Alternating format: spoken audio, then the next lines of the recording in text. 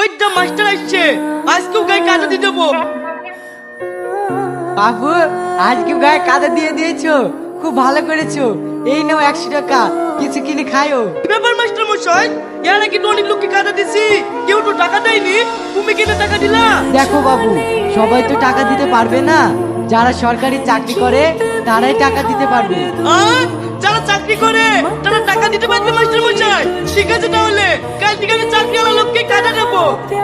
কথা নাই, তোর বাদরামু করা বের করছি। ওই তো সরকারি চাকরি করা দুটো লোক আসছে, যাই কাজে না দিতে কি তাহলে 200 টাকা পাবো।